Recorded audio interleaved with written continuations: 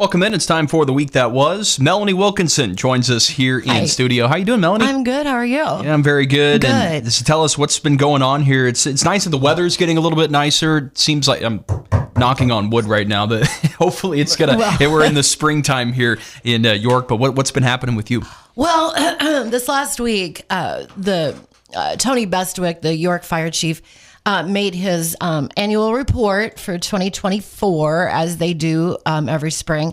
Obviously, the big thing happening for the fire department in the last year is the new fire station. Which is sprouting up. Isn't it incredible? Yeah. And you could tell it's going to look really, it's one heck really of a nice. fire station. Yep. It really is. And I had somebody ask, well, can you remind us when did the project start as far as the construction?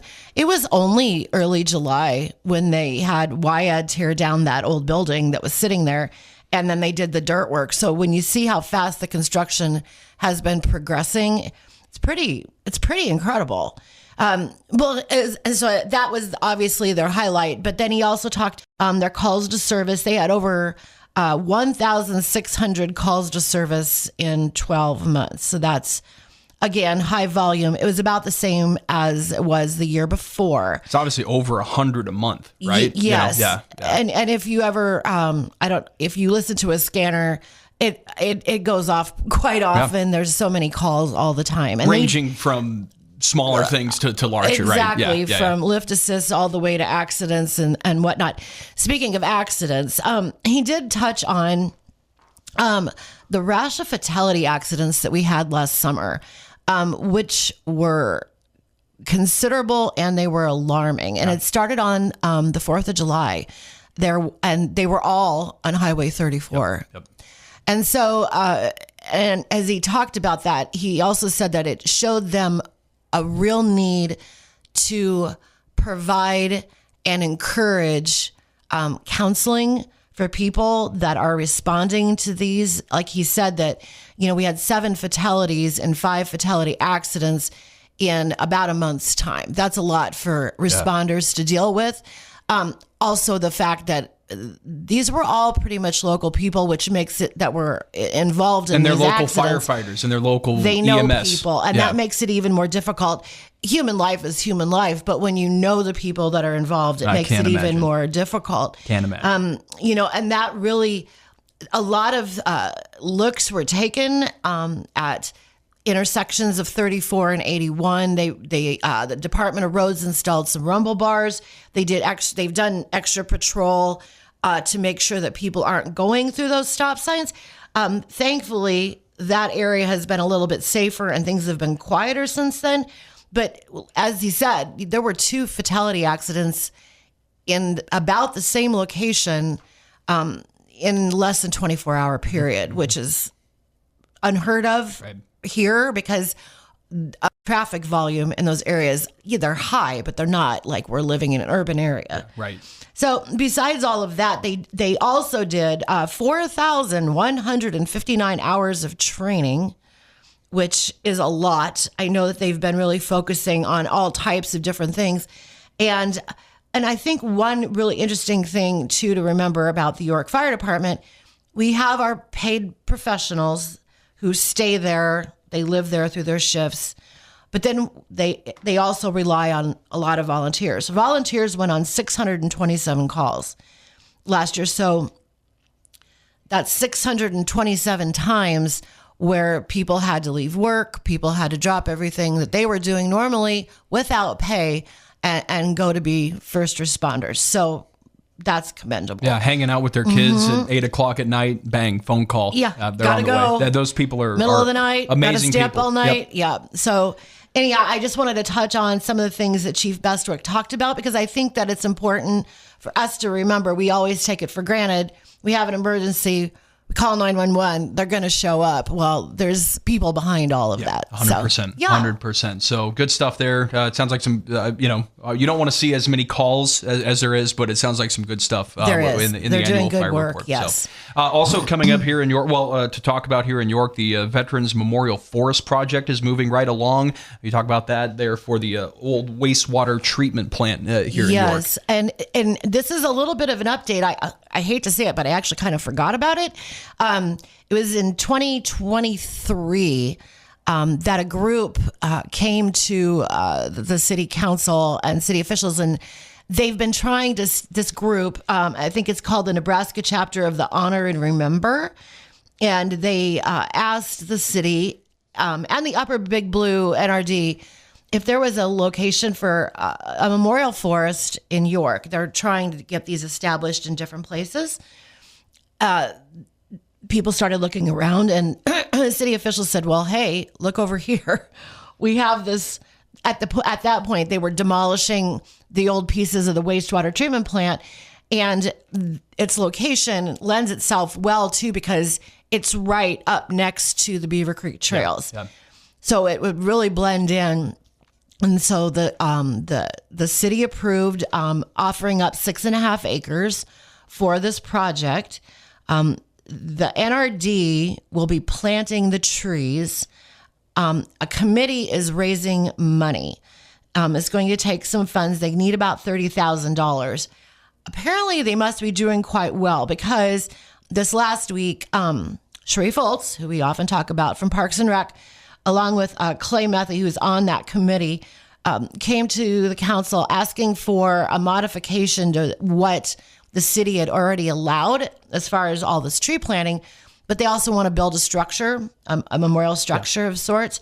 There'll be about 70 trees in that area, and they will be dedicated to veterans, first responders, which I think is neat, law enforcement, and people will be able to dedicate, have a tree dedicated in the memory of a person.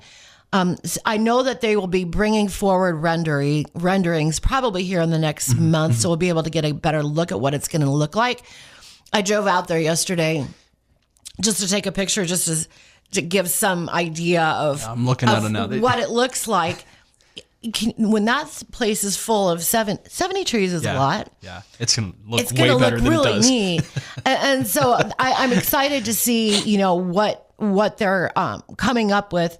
The committee, I'm not sure who is all on it. I do know that it involves some people from the Sheriff's Department, Police Department, Fire, also people from like Clay from Miller Seed, people that are in the know, and then, of course, NRD, because they're the tree people, too. Yeah. So that will be coming soon. Yeah. Looking forward to that. It's going to be a really neat thing in York. Well, and yeah, so it's not far from where we're at the radio station. What street is that right there? I'm not sure. But it's just a block. I honestly don't know. It's the radio station road. Yeah. So that's what we call it. Yeah. It's just there, right. Well, you right just go down here to Blackburn, and you head north, and it's right over there. Yeah. So by the bridge. If you drive by, you'll see it. Right. It's not a great area as it looks right now. A lot of just green space. It looks a lot better than it used to. Yes, it looks a lot better than it used to. Remember when that terrible, stinky, weird thing was sitting there? Yeah, that's all gone. And when the wind would blow they got from the rid north, of all of that. It would start to stink over here. But it is looking better. Vastly improved. Just imagine with all those trees there in honor of the veterans. And then, what that can bring to York when they have in the future, Veterans Days ceremonies. I'm sure there would be some of that. It's just going to bring people. That might be what they're getting at with the structure. The reason they had to ask for permission to move forward with that is because even though donations are going to be paying for this, ultimately it's going to always be city property. So awesome stuff. Well, very neat. Melanie Wilkinson with us here. This is the week that was. So last Thursday, we were talking about this as you came in here too. York was on kind of the brunt end of a high windstorm that had some, severe element. They had rain and hail north of York, maybe northern York County, like southern Polk County got some hail. York really didn't get any rain last Thursday, but man, did it cause some issues for people here in the city. They're calling it a dustnado. Dustnado. I don't know. Everything I've seen and everything that people have talked about sure sounded like a tornado. Yeah, could have been. Sure. Look. Well, you saw it. Yeah. We were. What do you think it was? We were at the York baseball game. They had to against Seward. They had to postpone it after the second inning when there was a lightning strike within 7 miles, and they have to postpone the game. So that happens. And at this point, it's pretty calm out. The wind's still coming from the south, as it was. It was actually pretty beautiful. Yep. And we're like, oh, okay, well, storm's coming, whatever. We see that it's going to miss York to the north. Yeah, it looked like it was going to the north and the northeast, yeah. But I guess, this was a mean thunderstorm in that. It did create some, I know there was no tornado reported in York that day, but it did create some when it got to eastern Nebraska and then into Iowa. Yes. And it did cause some damage out there, caused some damage here in York. But we knew it was going to miss us when we're like, it's going to delay. It's like, but it's going to miss us. And then we're kind of out and around, and we look out to the southwest, and we see this massive cloud, and we're like, holy smokes! And you don't know what's in that cloud, I guess, when it's coming at you. But I know that it caught people by surprise. People who were on the highways and interstates, I know, had some tough times. So the York Fire and Rescue, Sheriff's Department, Police Department, Waco, Gresham, they all had to respond because they had all these simultaneous accidents. There was one on Nobes Road by the Catholic Cemetery, and then they had a pile up on mile marker 359 and a pile up on 349. And I've talked to people that were just driving on South Lincoln Avenue when that thing churned its way through. I've seen some videos. It's insane. Somebody that I know very well, she said she got pulled in her Tahoe, so it's a big vehicle, and at Sailing Kenworth, and she said she just hung onto the steering wheel and said, well, I didn't realize this is how I was going to go. Oh, my goodness. And the thing was rocking, and she said she felt like it was getting picked up off the ground. So, yeah, if that's what... And you were indoors. You were in a city council meeting, I was in the city council. Well, you could hear some wind, but there's no windows.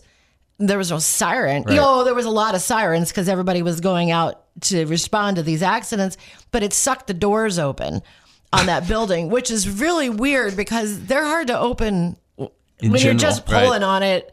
They're heavy doors, and it just sucked them open. And so everybody in the council, I think Jennifer Shepard, she sits on the council table just in the right place where she was the only one that could see outside and see the doors get sucked open, which is something you don't normally see. And then, of course, like I said, Tony was giving his fire report, and he had to cut that short because he had to go. Yeah. And sheriff had to leave. Everybody had to run out the doors. So, yeah. So I don't know. I've seen a tornado. Have you ever seen a tornado? No, I was probably 12 years old. It was maybe, I'm from, Western, it's like out here. Sure. There's flat plains, right? You could see for 30 miles. Right. This thing was 30 miles away, and it's just a little rope. That's the only tornado I've ever seen. I've only seen one major one, and then maybe some little tiny little things. Yeah. But I don't have anything to gauge it, but from what I've seen from these videos, if that was just a dustnado, sure don't want to see a tornado. No, not at all. So anyway, that was something interesting that's happened in the last week. Don't want to see that again. Do not want to see that again. I don't think anybody, I know there were 3 transports to the hospital, but nothing was life-threatening. But boy, there is a video. I shared it. I didn't post it on the site, but I did share it. It was a man in his vehicle, and he was in the middle of this as he's videotaping and swearing profusely, I might add. But they took this version of the video, they took his talking out and they put in like music or something. Oh, okay. Yeah. But what's wild in this thing is that you can see as he's pulled over, there goes police car, sheriff's car, ambulance, all going to respond to all these situations, and they just disappear into the cloud, into the dark brown black of whatever that thing was. Terrifying visual. And I do have a video too on the site, Wessel's, that they sent to me from Wessel's Living History Farm. So they were getting ready for their big like they're prepping, if they're going to open for the season. Anyhow, they had this big wagon that wasn't hooked to a tractor. It was just on its own, but it's still huge and big. And it's the video that's looks like it was attached to to probably the windmill. And you can watch this storm. I call it the thing. I don't know what it was. the thing, the monster sure. moves in. Like it's a and movie. you can watch that big giant like wagon thing rolling towards the windmill. Yeah. Like it's Oh, yeah. so whatever it was. Strong winds. Strong Maybe winds. a tornado. Who knows? Well, Hey, what I'm Dustnado. curious though, what I'm curious, maybe a serious question though is, you do see tornado sirens go off in communities when there isn't an actual Right. tornado. Do you know anything about maybe why the sirens didn't go off? Is that cued by the National Weather Service when they issue the warning, and then it It's goes out to cute, the emergency yes, and then- management areas here in and then York? they activate the sirens, but there were no there was no warning. indicating. Right. And I guess too, I wasn't, like I said, I was at city council, so I wasn't looking at the radar, but nothing even showed up on radar. Mm-mm. Like it didn't even show North of here, there it was pretty mean. It didn't even show that there was even a cloud in the sky. Right. So it's just one of those freaky nature things that we get in Nebraska in the spring. It's going to happen. Hopefully, I know there's supposedly some chances for some severe weather around here for next Sunday, Monday. Yeah. That's what they're saying. So we'll see. And It's we'll take April. the rain. We don't want the need hail or that. the wind or the dust. Dustnado. Nothing. Okay. Dustnado. Sharknado, Yeah. Dustnado, whatever. Have you ever seen any of those Sharknado Yeah, movies? it's terrible. They're not good It's at all. terrible. They're not good.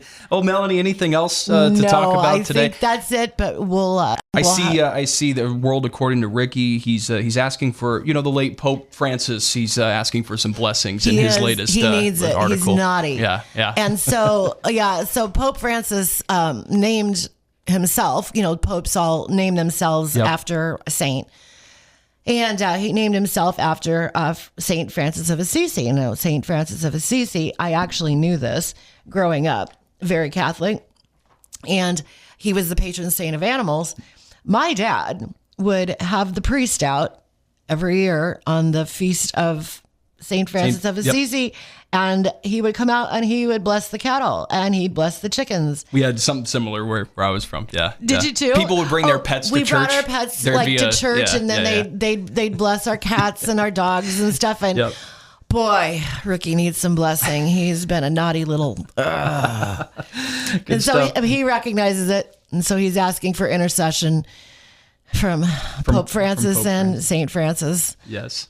That put in a good word for him with the big guy because he needs it. Well, go check that article out. That's a fun thing. You can see all of that there at justmelaniew.com. Okay. Melanie, thanks so much for coming in. Thank you.